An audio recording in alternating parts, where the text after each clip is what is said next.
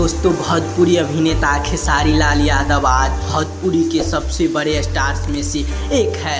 आज उनके पास गाड़ी, बंगला, बैंक बैलेंस सब कुछ है, पर शुरुआत में हालत ऐसा नहीं था। एक समय गरीबी का आलम यह था कि एक ही पैंट सातों भाई मिलकर पहनते थे। पिता चने बेचा करते थे, कई बार वही चना खाकर पूरा परिवार सो जाता था। उस गरीबी से निकलना, भोजपुरी इंडस्ट्री के टॉप तक पहुंचना, यह कोई खेसारी ही कर सकता था। खेसारी के संघर्ष की यह कहानी आप लोगों को रुला दे। जी हाँ, यह उन दिनों की बात है जब खेसारी का बचपन गरीबी में पला रहा था।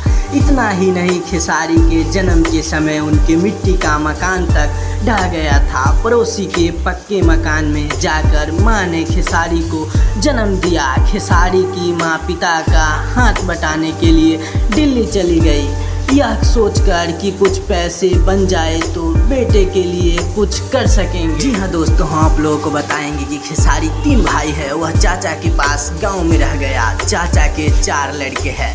इस तरह इस बड़े परिवार में कुल 7 लड़के और कमाई के नाम पर कुछ भी नहीं। कई बार तो सभी एक ही पैंट बदल कर पहनते थे। खेसारी की यह कहानी भला किसको नहीं रुला देगी। जी हाँ दोस्तों, सिर्फ मैट्रिक पास खेसारी ने हालांकि बचपन से ही फौलादी जिगर पाया था।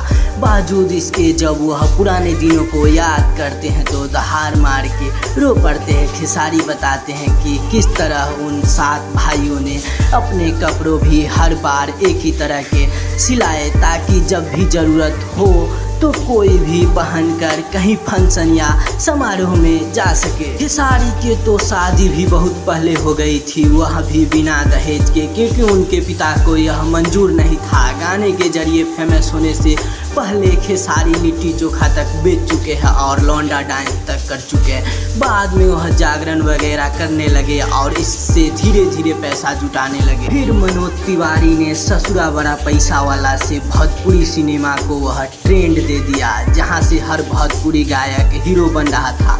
यही वह दौर था जब खेसारी को अब उनकी मेहनत का फल मिलना था, और मिल भी गया। आज खेसारी इस इंडस्ट्री के टॉप एक्टर में गिने जाते हैं, तो इससे पिछले वर्षों का उनका संघर्ष ही है।